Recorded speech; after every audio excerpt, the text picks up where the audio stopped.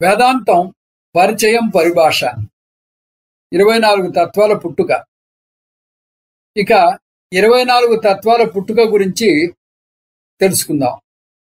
సత్వం, రజస్సు, తమస్సు అని 3 గుణాలతో బ్రహ్మను ఆశ్రయించిన మాయ ఉంది.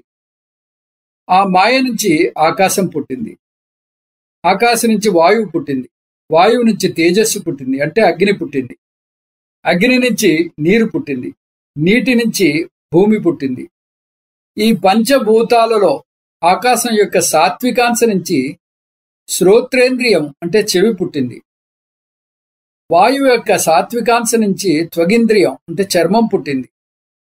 అగ్ని యొక్క సాత్వికాంశ నుంచి చక్షురింద్రియం అంటే కన్ను పుట్టింది. జలం యొక్క సాత్వికాంశ నుంచి రసనేంద్రియం పుట్టింది. భూమి యొక్క సాత్వికాంశ నుంచి ఘ్రాణేంద్రియం అంటే ముక్కు పుట్టింది.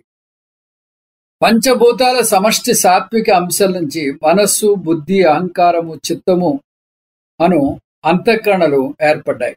సంకల్ప వికల్పములతో కూడినది మనస్సు. నిశ్చయాత్మకమైనది బుద్ధి. సంశయానికి హేతువు మనస్సని, నిశ్చయానికి హేతువు బుద్ధి అని గ్రహించాలి. నేనే కర్తను అనే భావన అహంకారం. చింతన చేయనది చిత్తము. ఆలోచనలను, అనుభవాలను, భావాలను పోగు చేసి దాచేది చిత్తం. ఈ మనోబుద్ధి అహంకార చిత్తాలకు అంతఃకరణ చతుష్టయమని పేరు. మనస్సుకు చంద్రుడు, బుద్ధికి బ్రహ్మ, అహంకారానికి రుద్రుడు, చిత్తానికి వాసుదేవుడు, అధిదేవతలు. పంచభూతాలలో ఆకాశం యొక్క రాజసాంశ నుంచి వాగింద్రియం పుట్టింది. వాయువు యొక్క రాజాంశ నుంచి పాణింద్రియం పుట్టింది. అగ్ని యొక్క రాజాంశ నుంచి కాలు పుట్టింది. నీటి యొక్క రాజాంశ నుంచి గుదేంద్రియం పుట్టింది. భూమి యొక్క రాజాంశ నుంచి ఉపస్థేంద్రియం పుట్టింది. ఈ పంచభూతాల సమష్టి రాజాంశ నుంచి ప్రాణ, అపాన, వ్యాన, ఉదాన, సమాన పంచ ప్రాణాలు పుట్టాయి.